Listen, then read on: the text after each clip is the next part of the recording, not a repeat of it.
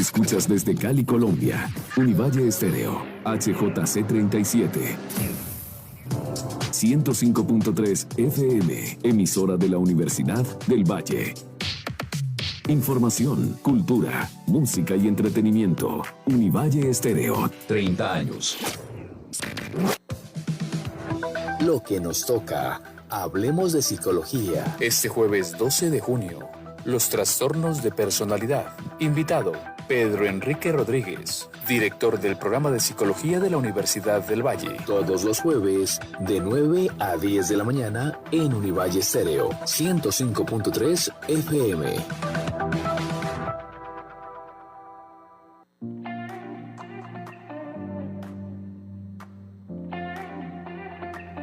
Buenos días para todos, bienvenidos a nuestro programa Lo que nos toca, Hablemos de Psicología, un espacio producido por la Facultad de Psicología de la Universidad del Valle, que precisamente por estos días está celebrando sus 80 años, por lo cual queremos felicitar a todos nuestros directivos, docentes, estudiantes y todo el personal técnico y administrativo que hace parte de nuestra institución, y también a todas las personas que han hecho parte de la historia de la Universidad del Valle. Agradecemos también a todas las personas que nos siguen a través de nuestras redes sociales de Facebook y a través de nuestro dial 105.3 de la FM de Univalle Estéreo. Saludamos también a todas las personas que nos siguen a través de la red de radio universitaria de Colombia. Bueno, hoy vamos a hablarles de un tema bastante álgido, pero bueno, por eso lo traemos aquí, y precisamente es los trastornos de la personalidad. Los trastornos de personalidad. Por eso nos acompaña un profesional en psicología con amplia experiencia en este tema. Se trata del psicólogo Pedro Enrique Rodríguez, director del programa de psicología de nuestra Universidad del Valle. Él es profesor e investigador también del Departamento de Estudios de Psicosociales, miembro del Grupo de Investigación Clínica en Psicología, Neuropsicología y Neuropsiquiatría, también psicólogo clínico y comunitario. El doctor Pedro también ha trabajado muchísimo en temas de salud mental comunitaria y exclusión psicosocial. Bienvenido, doctor. Muchas gracias, Paola, por la invitación. Bueno, recuerden enviarnos sus mensajes a través del Facebook de Univalle Estéreo y de la Facultad de Psicología. También nos pueden llamar aquí a la emisora y nosotros también damos respuesta a todas las preguntas que tengan acerca de este tema que estamos tratando el día de hoy. Bueno, doctor, todos tenemos una personalidad distinta y podría decirse que esto afecta la forma en que las personas nos entienden y nos relacionamos, incluso hasta la forma en que nosotros nos vemos también. Y es precisamente esta personalidad la que permite que nos vayamos adaptando como a los distintos entornos donde nosotros nos encontramos, pero también allí es donde surgen los problemas. ¿Por qué sucede esto y cómo sucede?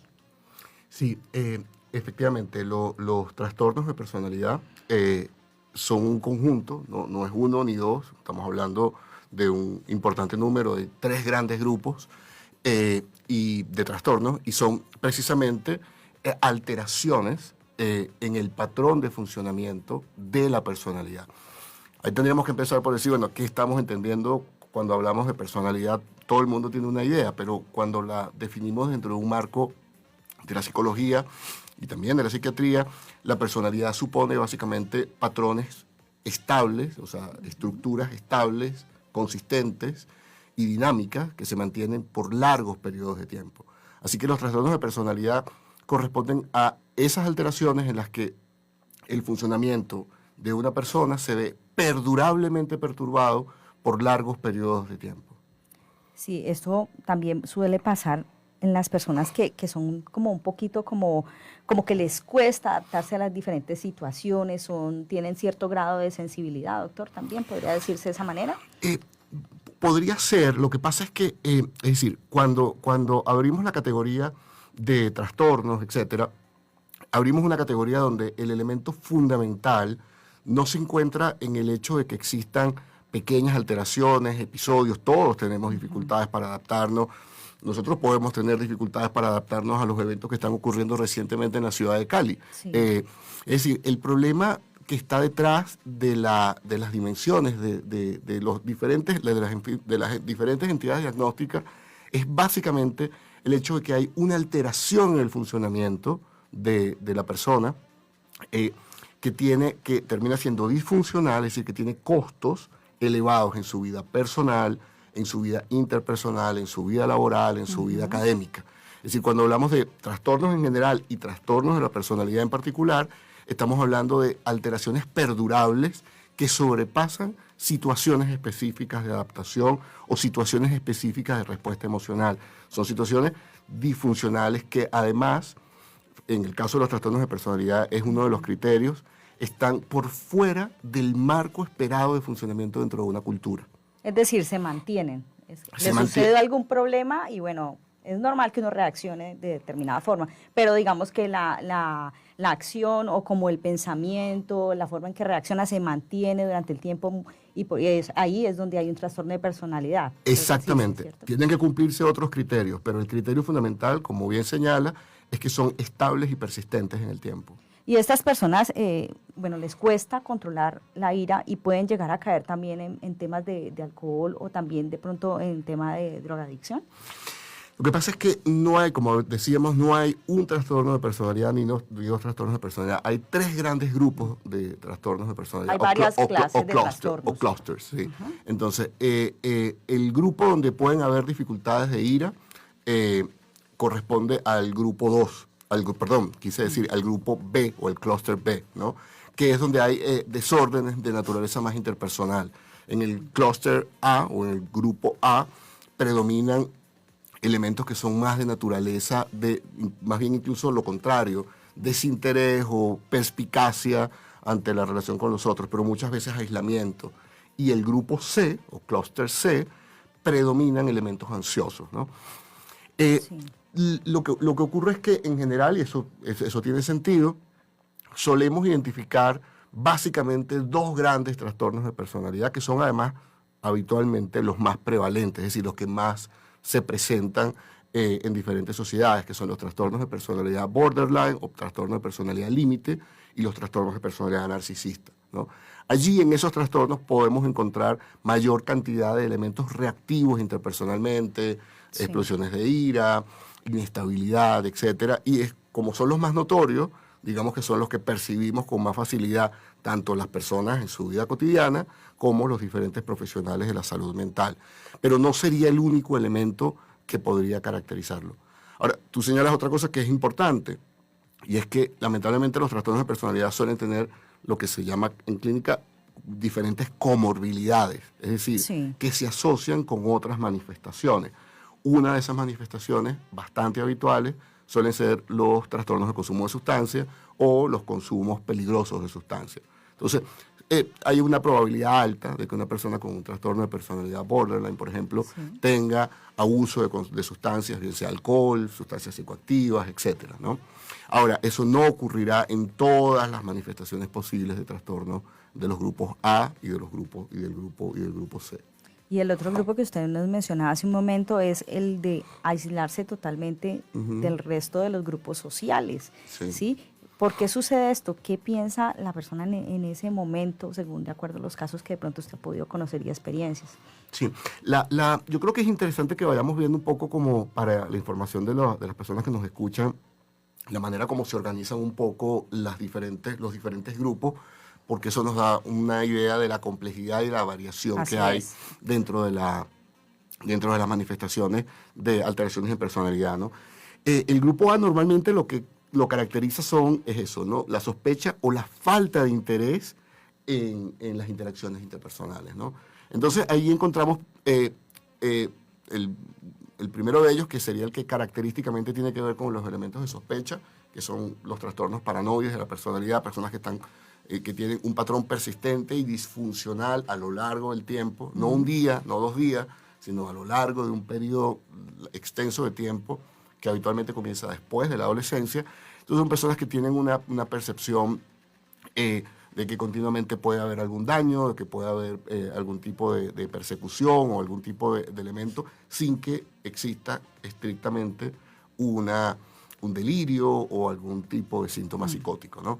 Pero el resto de esos trastornos del grupo son trastornos donde hay un importante elemento de aislamiento. Por ejemplo, los trastornos esquizoides, los trastornos esquizotípicos, que hay una tendencia a un importante desinterés en la interacción con otras personas, en algunos casos un mundo muy basado en la ensoñación, ideas o pensamientos peculiares. Eso lo podemos encontrar habitualmente en estructuras dentro del grupo A, ¿no? ¿Qué lo origina? Bueno, pues es una pregunta muy complicada, porque los seres humanos somos sistemas muy complejos, pero hay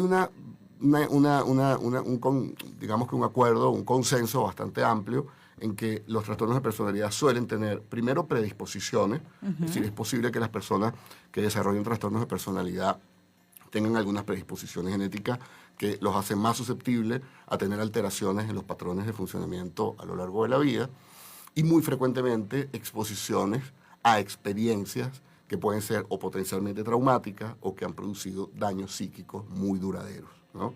Estamos hablando de lamentables historias de abuso sexual o de violencia, grados de violencia muy altos a lo largo durante la infancia, durante por lo menos los primeros años de vida y la adolescencia.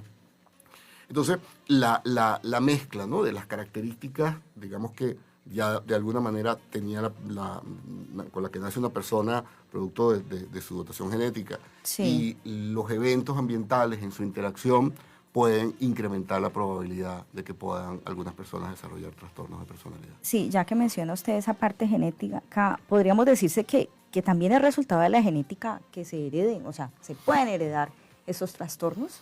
Directamente no hay ninguna evidencia empírica que señale que sería muy difícil afirmarlo.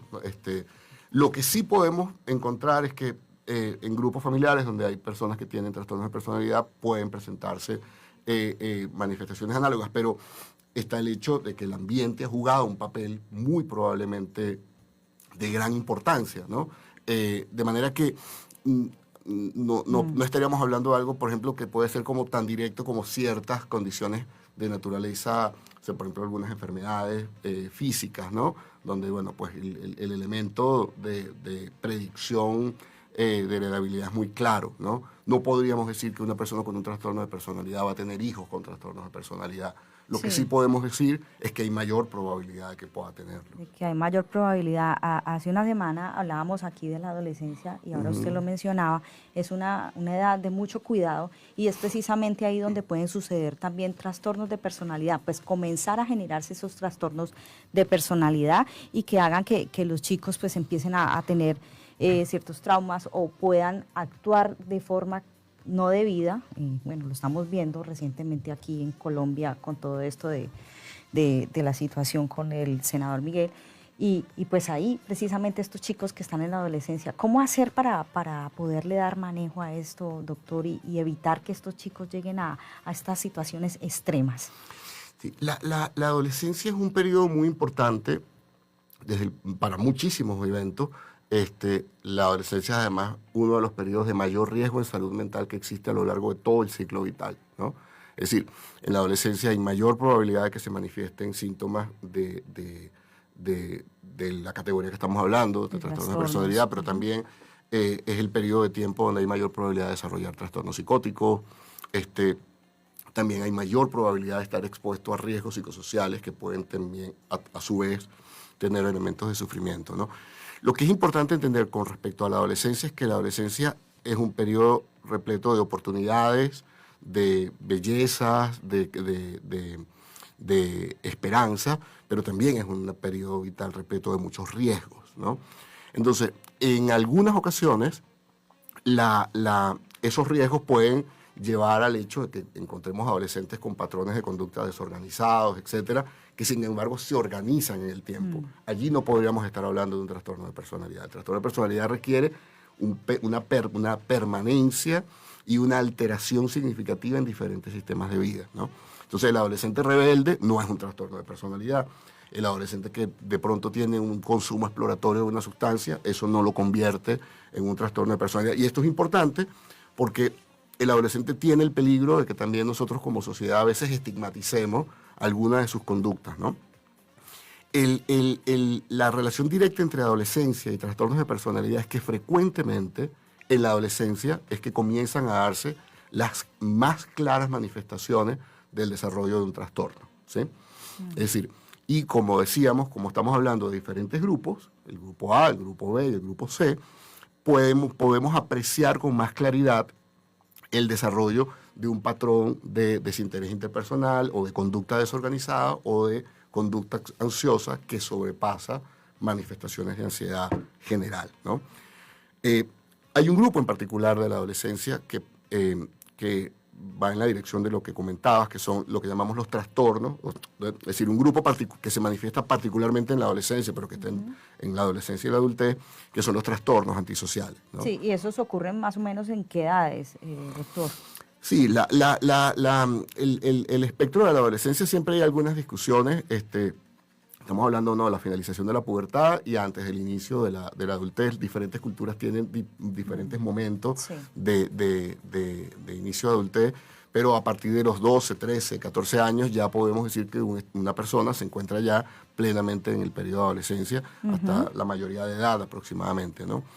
Allí podemos encontrar, y tristemente es una de las cosas que vemos con mucha frecuencia, y es precisamente por eso un problema social y también un problema de salud pública, que algunos niños que ya han pasado a la adolescencia comienzan a tener patrones sistemáticos de acciones antisociales, es decir, conductas que afectan la vida, la seguridad, el interés, la propiedad de otras personas y que frecuentemente es experimentado sin sentimientos de culpa, arrepentimiento o reparación, ¿no?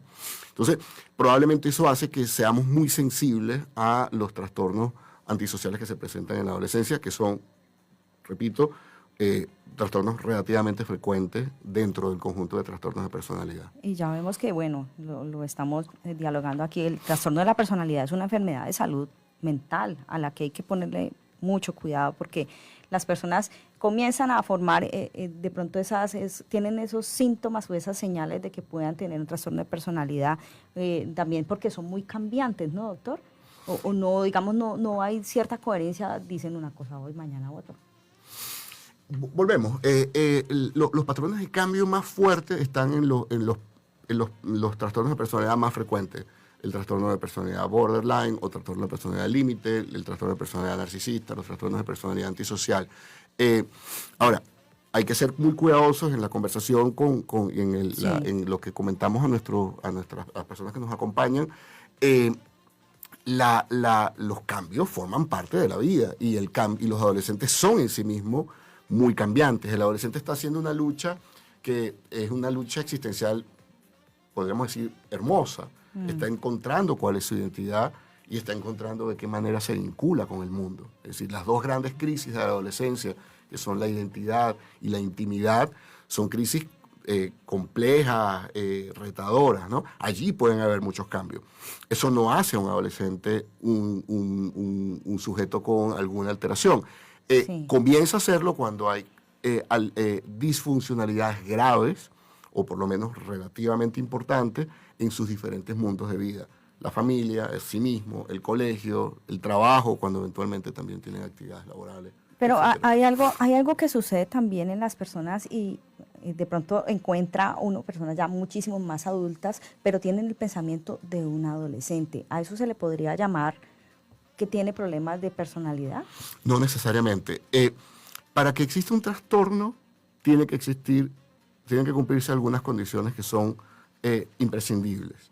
Uno, un trastorno es un conjunto de síntomas que se agrupan. De manera que una persona que tiene una característica, no podríamos, bajo ninguna circunstancia, sería un error grave a nivel en términos diagnósticos. Una única característica no da pie para considerar que existe un trastorno, ¿no?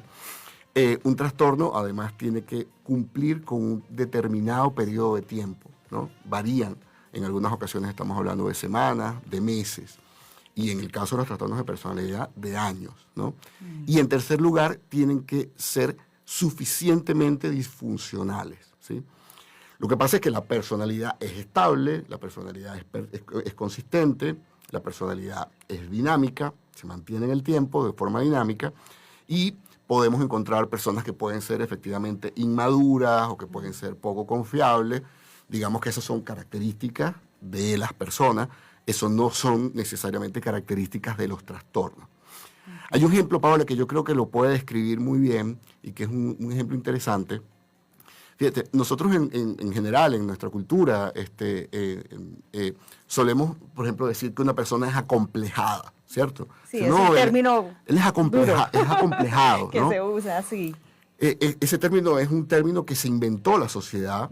Ese término no es un término que exista. El autor que generó ese concepto se llamó Alfred Adler y propuso una teoría, fue uno de los tempranos autores del psicoanálisis, y en realidad de lo que hablaba Adler era de un complejo o un complex, que es un conjunto de elementos que van juntos, ¿no? Y él hablaba de un complejo de inferioridad y un complejo de superioridad. Eso dejó de existir en psicología desde hace muchísimos años. Pero la palabra complejado quedó, ¿no? Es como una condensación de una idea, de un imaginario que fue planteado originalmente por Adler. La gente dice, por ejemplo, frecuentemente dice, no, es que él está psicoseado, ¿no? Que también es una invención del habla coloquial. No existe ese término. Y en alguna, o más recientemente la gente, es que lo que pasa es que él es bipolar, ¿no? Uno puede entender que, y es imposible que no ocurra, que la sociedad se apropie de términos y de conceptos y que los utilice de manera creativa, a veces de forma positiva, a veces lamentablemente de forma estigmatizante, ¿no? Pero en el caso de los trastornos de personalidad, lo que tenemos que también dimensionar es que estamos hablando de situaciones que producen importantes sufrimientos psíquicos. Frecuentemente a la persona, no siempre, porque hay personas con trastornos de personalidad que, digamos que no sufren porque parte de la dificultad que tienen es poder tener acceso a su mundo interno. Les parece que es normal. Les parece que es normal, pero algo muy significativo, sin duda, eso sí produce sufrimiento a las familias, a los grupos familiares, y a las comunidades y a la sociedad en general, ¿no? Entonces, cuando hablamos de trastorno de personalidad, tenemos que tener en cuenta que se trata de entidades muy complejas que requieren diagnósticos clínicos que en ocasiones son difíciles de realizar y que requieren evaluaciones que frecuentemente exigen la utilización de pruebas psicológicas, de diferentes herramientas evaluativas que van más allá de una mera conversación y muchísimo más allá de solamente observar el comportamiento de una persona. Ningún clínico competente podría concluir que una persona tiene un trastorno de personalidad porque hizo una acción o porque cometió un acto que podríamos considerar inadecuado. Las personas hacen eso, pero eso no siempre implica que hay una entidad patológica o, como decía, un conjunto de síntomas agrupados que se mantienen en el tiempo y que producen disfuncionalidades. Así es, las personas con trastornos de personalidad pues les cuesta comprender y tolerar y las emociones, no saben controlarlas y pues tienen ese sufrimiento emocional y actúan de forma impulsiva, ¿no, doctor? En algunos casos, sobre todo en el grupo B. Sí. En el grupo B. ¿Por qué una persona con trastorno de personalidad cree tener siempre la razón, por ejemplo? Yo creo que la gente suele creer tener la razón casi siempre, independientemente que tenga o no tenga ningún trastorno, ¿no? Sí. Las personas intentamos muchas veces hacer prevalecer nuestros puntos de vista, incluso cuando la realidad nos muestra que no es así, ¿no? Ahora, hay un tipo de trastorno de personalidad particular donde eso se manifiesta significativamente, que son los trastornos de personalidad narcisistas, ¿no? En el caso de los trastornos de personalidad narcisista, hay una idea sobredimensionada de la importancia, el valor, la inteligencia, los atributos positivos. De manera que los trastornos de personalidad narcisista tienden a tener una idea muy sobredimensionada de sí mismo, de su conocimiento, creen tener una inteligencia superior a la mayoría de las personas, cosa que, pues la mayoría de las veces no es cierta, ¿no? Pero bueno, de nuevo, la gente suele creer tener la razón y tiene la tendencia a buscar elementos que confirmen sus ideas, ¿no? Ese es uno de los problemas que implica también el hecho de vivir en sociedad, ¿no? Que tenemos intereses, visiones y muchas veces nos ubicamos desde perspectivas autocentradas, ¿no? Así es. El tema del trastorno de la personalidad, bueno, ya lo escuchan ustedes, tiene varias aristas de donde podamos hablarlo y digamos que donde lo ubiquemos, y si lo ubicamos en la relación de pareja, doctor, es bastante complicado cuando alguno de los integrantes de esa pareja tiene esta disfuncionalidad. ¿Qué hacer allí en esos casos? Sí, frecuentemente cuando las manifestaciones, las alteraciones de diferentes trastornos de personalidad se manifiestan en la pareja, frecuentemente suelen pasar periodos de tiempo relativamente largos para que se pueda manifestar, y con mucha frecuencia la persona que tiene una organización de alguno de los grupos de trastorno de personalidad no suele ser consciente de ello. Frecuentemente son más bien las parejas, los familiares o los grupos en los que interacciona donde se perciben estos elementos, ¿no? Los más complicados suelen ser los trastornos que tienen efectos interpersonales, es decir, el trastorno de personalidad limítrofe o borderline, los trastornos de personalidad narcisista, los trastornos antisociales. Y una de las complicaciones más importantes de esto es que frecuentemente cursan con diferentes conductas que podrían entrar dentro de diferentes manifestaciones de violencia, ¿sí? Es decir, física, verbal, psicológica, patrimonial, económica, simbólica, etc., ¿no? Ambos elementos se manifiestan en hombres y mujeres, es decir, que pueden estar presentes en ambos grupos, pero evidentemente existen importantes elementos de sesgo de género que hace que en el caso de la manifestación, en el caso de hombres, incremente la probabilidad de que la conducta violenta pueda tener mayores implicaciones, sobre todo de naturaleza física y también de abuso en la dimensión sexual, ¿no? Entonces diríamos que en la vida de pareja el riesgo de los trastornos, sobre todo los trastornos más graves, es el daño. ¿Cuáles? Todos los trastornos pueden ser graves, ¿sí? Lo que da la gravedad es la intensidad del trastorno. O sea, un trastorno puede ser grave, moderado o leve, ¿no? En el caso de las manifestaciones más graves, hay mayor probabilidad de que la pareja pueda experimentar un serio sufrimiento y en algunas ocasiones incluso riesgos importantes, no solamente para su salud física, o sea, no solamente para su salud mental, sino también para su salud física. Sí, porque lo vivimos en Colombia. El tema de las relaciones de pareja, pues cada vez se maneja la tolerancia. No existe, ¿sí? No existe por el lado de las parejas, no se entienden bien, digamos, tolerancia no se entienden bien y alguno de los dos toma decisiones equívocas. ¿Qué se le puede recomendar a las personas que nos escuchan, que de pronto están viviendo situaciones difíciles donde puede estar sucediendo un tema de trastorno de personalidad, lo que esté afectando esta relación? ¿Qué consejos se le podría dar? La probabilidad de que una persona tenga un trastorno de personalidad es mucho más baja que la probabilidad de que tenga otra cosa. O sea, hay cuando pensamos en los trastornos, normalmente pensamos en con qué frecuencia se encuentra en la sociedad, ¿no? Hay una gran variación en los diferentes trastornos, pero en general, y esa variación depende también de los grupos sociales, de los grupos culturales. Hay países donde pueden haber mayor cantidad de diagnósticos, a veces también por efectos de artefactos metodológicos de investigación, pero hay un cierto consenso de que la prevalencia de trastornos de personalidad suele ser aproximadamente, digamos que del 7%, es decir, 7 personas de cada 100, ¿no? De manera que, evidentemente, eso no explicaría la mayor cantidad de situaciones que tenemos, las dificultades interpersonales de los vínculos de pareja, ¿no? Ahora, cuando está presente un trastorno de personalidad y tiene manifestación en el vínculo de pareja, lo que suele ocurrir, que como decimos, son probablemente no más de 7 personas de cada 100, es que el sufrimiento que produce es más intenso que el sufrimiento que pueden producir dificultades interpersonales, conflictos, desavenencias, etcétera, ¿no?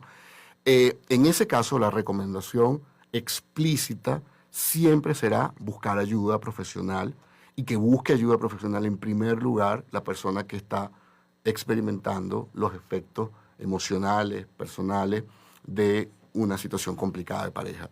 Esa acción puede hacer la diferencia en la evolución y en la posibilidad de construir alternativas de bienestar real, ¿no? Aplicar acciones muy sencillas o simples como, qué sé yo, intentar hacer yoga, meditación, etcétera, que son valiosísimas y que tienen una altísima de forma comprobada, un altísimo valor para el bienestar psicológico, etcétera, difícilmente podría modificar un patrón donde haya una estructura que tiene elementos disfuncionales graves. Así que la recomendación clave y fundamental es buscar ayuda, y buscar ayuda independientemente que se sea o no se sea la persona que manifiesta los síntomas que podrían estar en dirección de un posible trastorno de personalidad.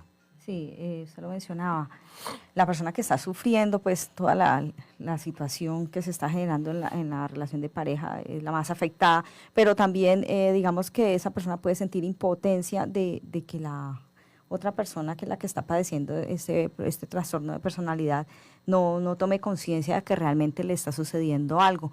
¿Cómo se puede hacer para ayudar a esa otra persona que definitivamente piensa que todo su mundo está bien, pero que no realmente va en contravía?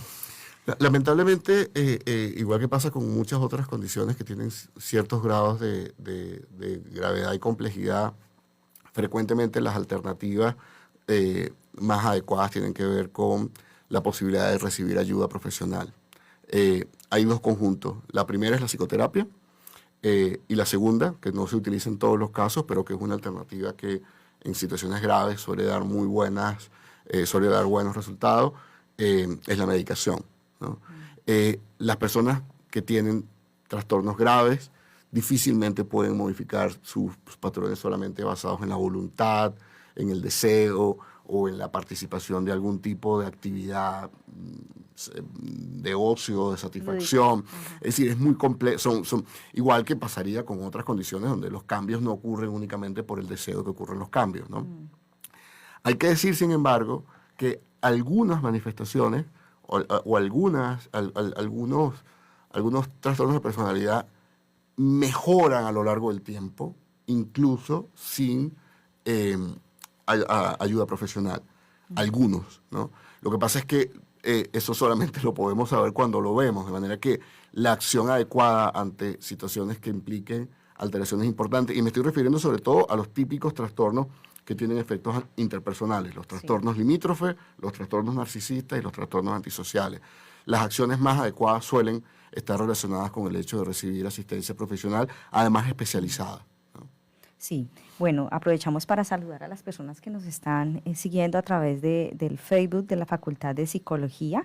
Nos sigue Oscar Franchut, Arismendi, Uriel Denais, también está por aquí, a ver, hay varias personas, Fernanda Domínguez, Joana Alexandra, qué bien que nos escuchen y que nos vean a través del Facebook de la Facultad de Psicología, y también aquí conectados a través de Univalle Estéreo se encuentran Carlos Ortega, Alex González, Alexandra Cajamarca, Sami Paz. Bueno, hay varias personas aquí conectadas. Muchísimas gracias por estar aquí atentos. Ya saben, pueden hacer todas sus preguntas a través del Facebook de Univalle Estéreo y de la Facultad de Psicología, o llamándonos a nuestra emisora. También nos pueden llamar aquí en el 315-467-9875 o al fijo 602-321-2391. Vamos a ir a unos cortos mensajes de nuestros anunciantes y ya regresamos con más información de interés aquí en Lo que nos toca. Hablemos de psicología hoy, los trastornos de personalidad.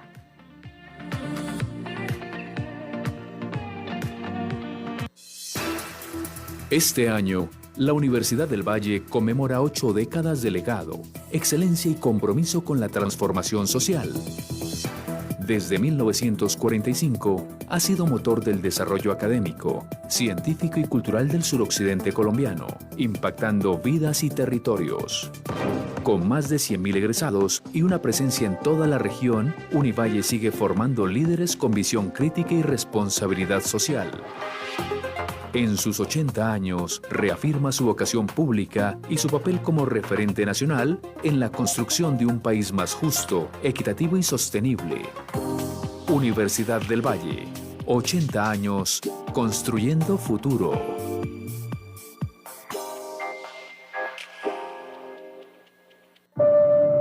Cuando la violencia se vuelve feminicidio, esto no es un problema solo de las mujeres. Es un problema de todas y todos. No podemos permitir que la violencia basada en género sea del día a día con total indiferencia.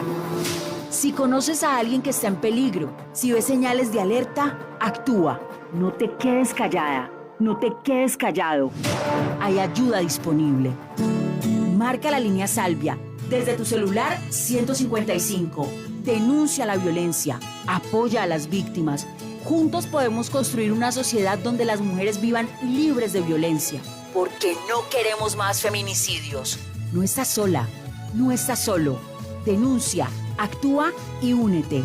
Una campaña de Univalle TV y Univalle Stereo.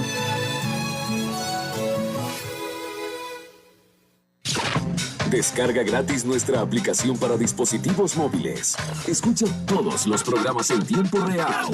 También puedes visitar nuestras redes sociales y participar en nuestra emisora. Síguenos en Facebook como Univalle Estéreo. Facebook Univalle Estéreo. Síguenos en Twitter como @UnivalleST. En Twitter @UnivalleST. Univalle Estéreo. 30 años. Lo que nos toca. Hablemos de psicología. Este jueves 12 de junio, los trastornos de personalidad. Invitado, Pedro Enrique Rodríguez, director del programa de psicología de la Universidad del Valle. Todos los jueves, de 9 a 10 de la mañana, en Univalle Stereo, 105.3 FM.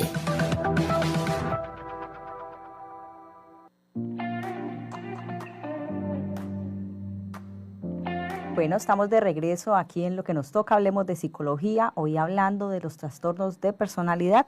Continuamos aquí con nuestra conversación y tenemos aquí como invitado al doctor Pedro. Pedro, hágame un favor, cuénteme qué diferencia los trastornos de la personalidad de otros diagnósticos psicológicos. Esa es una muy interesante pregunta porque la coexistencia de elementos sintomáticos entre diferentes grupos de trastornos psicológicos es muy grande, ¿no? De manera que en ocasiones, de hecho eso es particularmente importante en el caso de los trastornos, de ciertos trastornos afectivos, como pueden ser los trastornos bipolares. En algunas ocasiones se puede confundir. Se pueden confundir, sí. Y entonces allí corresponde hacer una acción que corresponde al diagnóstico diferencial, es decir, establecer qué elemento predomina en un trastorno que lo diferencia del otro, ¿no? Podríamos decir que la gran diferencia del trastorno de personalidad, de los trastornos de personalidad con el resto de los trastornos, es, por un lado, la durabilidad, la permanencia. Por ejemplo, algunos trastornos afectivos tienen importantes variaciones, por ejemplo, hay crisis, etcétera. Los trastornos de personalidad suelen mantenerse por su naturaleza, al ser de personalidad, son estables y consistentes en el tiempo. Y otro elemento es que los trastornos de personalidad en ellos suelen coexistir alteraciones que están en la ideación, o sea, en el pensamiento, en el afecto y en la conducta, ¿sí? De una forma que podríamos, cuando lo analizamos, pueden verse relativamente ordenada, ¿no? Entonces, diríamos que los trastornos, la estabilidad del trastorno de personalidad, la tendencia a manifestarse en diferentes situaciones interpersonales, sociales, individuales, humanas, el hecho de que coexistan elementos cognitivos, afectivos y comportamentales es uno de los elementos fundamentales para orientarnos a la posibilidad de que esa sea la entidad que está de por medio en alguna alteración. Todos los trastornos de personalidad requieren de cuidado, pero ¿cuáles podríamos decir pueden ser los más peligrosos? Los más peligrosos, y esto es así en cualquier dimensión, son aquellos que tienen, todas las organizaciones que tienen efectos de externalización que pueden ser graves. Es decir, donde pueden estar presentes conductas o muy impulsivas o muy agresivas, violentas. ¿Ellos estarían en cuál categoría las que mencionamos? El predominio de elementos interpersonales es el grupo B, ¿no? Donde están los trastornos limítrofes de la personalidad, los trastornos narcisistas, los trastornos antisociales. Ahora bien, por ejemplo, organizaciones como un trastorno esquizoide o esquizotípico no suele, primero, bueno, la persona casi que es un poco invisible, casi no la percibimos. Eso no significa que no exista un importante sufrimiento, pero normalmente hay menos posibilidad de que existan De que haya violencia. costos hacia la comunidad, hacia la sociedad, ¿no? Entonces, por eso es que los trastornos de personalidad terminan siendo un importante problema también de salud pública, porque aunque su prevalencia no es tan alta, los efectos potenciales de sufrimiento que pueden causar en la persona y en otro son significativos, ¿no? Entonces, ahora, hay un tipo también hay un riesgo que también está presente también pero en los trastornos predominantes del grupo B, que son los elementos de autolesión, ¿sí? Es decir, el número de personas con trastornos de personalidad que tienen intentos suicidas es relativamente más alto que en otros grupos, ¿no? Y eso, por supuesto, que tiene comporta una gravedad muy grande, porque, bueno, pues la amenaza a la vida de la persona, ¿no? Pero en principio podríamos decir que los elementos de mayor complicación tienen que ver con los trastornos que tienen afectaciones de naturaleza interpersonal. Esos son los trastornos que, bueno, afectan directamente al individuo, pero que también, bueno, todos vivimos en una sociedad y también pueden generar temas de problemas en la convivencia, ¿sí? Bueno, lo vivimos en estos días en la ciudad. Sí. Y digamos que estas cosas tienen que ver un poco con el tema que estamos manejando hoy, ¿no, doctor? Personas con diferentes trastornos psiquiátricos efectivamente tienden a estar vinculadas con mayor cantidad de acciones delincuenciales, delictivas, son más proclives a tener conductas impulsivas, tienden a tener mayor tendencia a estar armados o a contar con herramientas de naturaleza física como un intento disfuncional de dirimir conflictos, etcétera, ¿no? Eso es una realidad, ¿no? Lo que pasa es que, claro, la conducta delincuencial no es en sí misma una patología, es un problema de la sociedad que puede o no tener personas que pueden o no tener diferentes grados de alteraciones psicológicas o psiquiátricas. ¿Pueden mejorar las personas que tienen trastornos de personalidad? Absolutamente sí. Y eso es una muy buena noticia y era un punto que quería llegar en esta conversación. Los trastornos de personalidad son es una categoría, digamos, que relativamente nueva. Comienza a desarrollar su teorización más hacia el final del siglo XX. Al principio, precisamente porque era difícil de entender, de clasificar, de evaluar y de intervenir, el pronóstico no solía ser tan bueno. Con el paso de los años tenemos muy buenos modelos de intervención y aunque los trastornos más graves, por supuesto, siempre tendrán mayor dificultad de evolución, los trastornos que tienen categorías moderadas y leves pueden, de hecho, tener magníficas evoluciones. Yo he tenido pacientes con trastornos de personalidad que han evolucionado de una forma muy, muy, muy, muy buena, con una vivencia de bienestar valioso para sí mismas, para las familias y los grupos en los que se desenvuelven. De manera que hay muy buenas alternativas. Lo que pasa es, incluso, como lo decía, hay la probabilidad de que algunos trastornos incluso evolucionen sin intervención, ¿no? Sería difícil establecer qué proporción. Claramente no debemos confiarnos en que simplemente lo dejemos pasar porque los riesgos que supone para la persona y para la sociedad pueden ser más o menos altos, ¿no?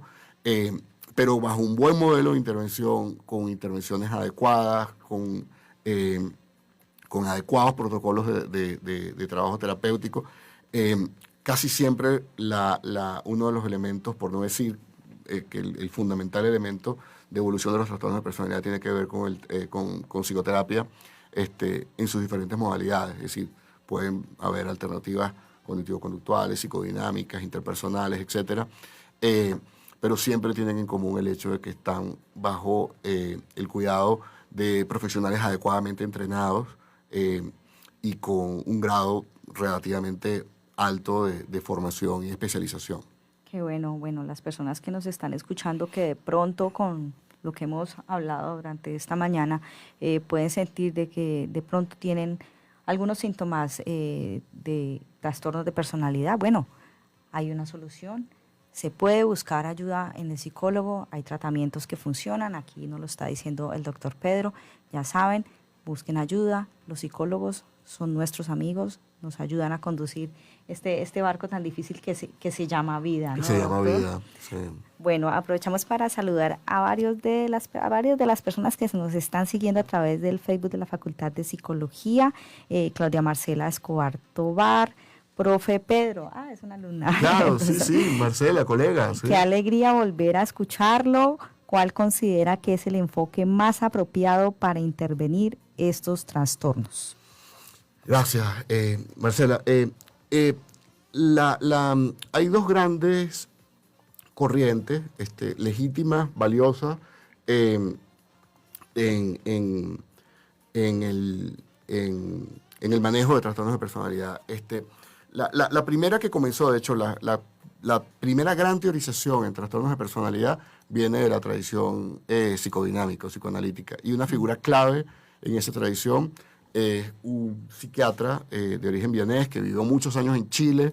De hecho, habla muy bien el español y posteriormente se fue a Estados Unidos y es una figura muy prominente también dentro del movimiento gremial psiquiátrico norteamericano. Ha sido presidente de la Asociación de Psiquiatría Americana, etcétera, que es el doctor Otto Kemper, ¿no? Entonces, la primera gran tradición de trabajo han sido la tradición psicoanalítica o psicodinámica. Y la segunda gran tradición es la tradición cognitivo-conductual, ¿no? Que ha abordado el problema y ha generado también interesantes modelos de intervención. Podríamos decir que esas son las dos tradiciones predominantes, ¿no? Okay. Ambas tienen muchísimos elementos, muchísima fortaleza, y en la medida en que puedan ser ejecutadas por profesionales adecuadamente entrenados, una alta posibilidad de poder reportar resultados favorables en la intervención. Bueno, Claudia, ahí ya respondimos tu pregunta. Nos saluda también Sandra Patricia Camindo. Dice, gracias por las claridades. También está por aquí Cristian Mejía. Buenos días, saludos a la mesa. Y mi pregunta sería, ¿cuáles serían los posibles mecanismos de defensas observables en la conducta del TLP? Sí, claro, esta es una pregunta de un estudiante de psicología, ¿no? Sí, desde la Facultad de Psicología. Sí. Cuando Cristian pregunta por los mecanismos de defensa, bueno, pues eso es una esto no tiene por qué saberlo el resto de las personas que nos está escuchando. Es una categoría típica de la tradición psicoanalítica, ¿no? Que significan sistemas que de alguna manera, aunque son inconscientes, están bajo el gobierno del yo y tienen la intención de producir algún tipo de neutralización en el conflicto psíquico, ¿no? La pregunta es muy interesante porque justamente eso, como corresponde con la tradición psicodinámica, psicoanalítica, normalmente es utilizada por los teóricos y los terapeutas de formación psicoanalítica. Pero hay algo muy interesante en eso, que es el abordaje de Otto Kemper. Kemper fue uno de los primeros teóricos que mostró la importancia de dos mecanismos defensivos muy primitivos en los trastornos de personalidad, ¿no? Que es el splitting o la escisión y la identificación proyectiva, ¿no? Esos son mecanismos que pueden estar en cualquier persona. O sea, cualquier persona puede hacer una escisión o una identificación proyectiva, pero en los trastornos de personalidad, sobre todo en los trastornos de personalidad borderline, como pregunta Cristian, y también en los narcisistas, que comparten muchos elementos, estas defensas suelen ser bastante frecuentes. Voy a poner un ejemplo. Sí, ¿no? Un ejemplo. La persona ha ocurrido alguna situación perturbadora, incómoda, y conversando con alguien le transmite la responsabilidad total y sin ningún margen de discusión sobre su posible participación en el evento, ¿no? Haciéndola sentir muy mal por lo que acaba de ocurrir sin que la otra persona tenga nada que ver con eso. Frecuentemente, detrás de ese movimiento psíquico o interpersonal, suelen haber elementos de identificación proyectiva. Es decir, le coloco a la otra persona la responsabilidad del de evento. Lo que él acaba de hacer. Exactamente. Cargado además frecuentemente de mucha emoción. Y la persona suele quedar como un poco impactada sin saber muy bien cómo gestionarlo. Entonces sí, de hecho, en la tradición psicodinámica, uno de las herramientas que se utiliza es tratar de identificar los mecanismos defensivos predominantes como una forma de poder valorar la posibilidad de que esté presente o no esté presente un trastorno de personalidad. Entonces, es parte también de la herramienta detectar. Si predominan defensas muy primitivas, las defensas pueden ser primitivas, intermedias o más evolucionadas, como la sublimación, es decir, el amor por el arte, el amor por la belleza, requieren un grado de funcionamiento más elevado. Entonces, los mecanismos de defensa se utilizan frecuentemente como un indicador que puede colaborar para poder precisar el diagnóstico. Así es, bueno, muchas gracias por la explicación, doctor. No lo sabía, muy buena explicación. Bueno, por aquí también nos saluda Lilu Romo, Angie Giló, Norbey Federico Ruiz, Juan Pablo, Claudia Marcela Escobar Tobar, María Clara Buenaventura, Andrea Carolina Tarapuez, Cristian Mejía, Uriel Denis, Fernanda, Joana Alexandra, bueno, dicen que les encanta. Muchos colegas allí. Estoy escuchando el nombre de algunas personas. Les mando un saludo afectuoso porque muchos han sido, ya son egresados. La mayoría de los que han nombrado son egresados. Un saludo con cariño para ustedes. Nos saludan también desde la Oficina de Comunicaciones de nuestra querida Facultad de Psicología, Valentina Ibarra Rodríguez. Gracias, Valentina, por estar aquí atenta de nosotros también. Bueno, hay muchas personas aquí conectadas. También Alex González, saludos al profesor Pedro. Maravilloso que estén conectados con nosotros. La idea de traer estos temas obviamente también es hacer un ejercicio académico con todos nuestros estudiantes también para que ellos puedan tener también un material de consulta aquí en nuestras emisiones de Lo que nos toca, hablemos de psicología. Bueno, por último, doctor, cuéntenos qué libros podemos recomendar a las personas que nos están escuchando, lecturas de apoyo, para si tienen pacientes o algún familiar con un trastorno de personalidad. Sí, me parece importante. Que quisiera hacer solamente una pequeña observación previa. Entiendo que eso no es una dificultad para nuestros estudiantes, pero sí quisiera transmitir esto al público en general que puede estar escuchando esta conversación.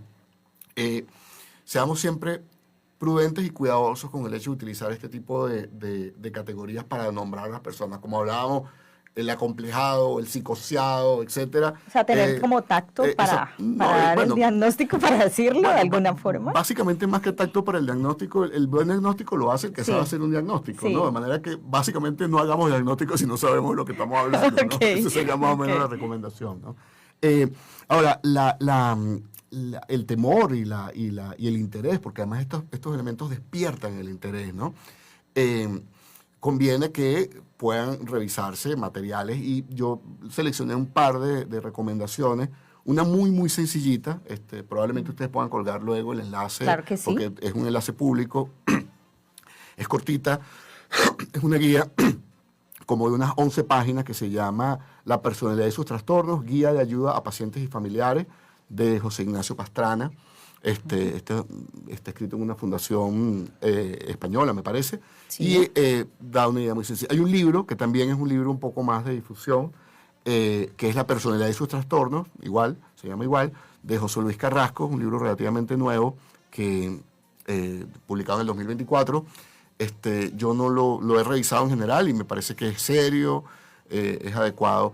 Yo no recomiendo que traten de hacer consultas o resolver dudas en páginas de redes sociales, etcétera, sobre todo de profesionales que no estén certificados. La cantidad de fake que hay sobre material psicológico es inmenso y frecuentemente contraproducente, ¿no? Ya saben, ¿no? Entonces, para que tomen nota de la bibliografía que nos acaba de dar el doctor Pedro. Y también hay otra que nos decía usted, trastornos graves de la personalidad, ¿no? Sí, ese es el clásico. De Otto Kemper. Otto Kemper, sí, ese es un libro publicado originalmente en inglés y publicado en español, creo que, si no recuerdo mal, en el año 87. En la biblioteca de la universidad está y se consigue con cierta facilidad, lo publica Manual Moderno.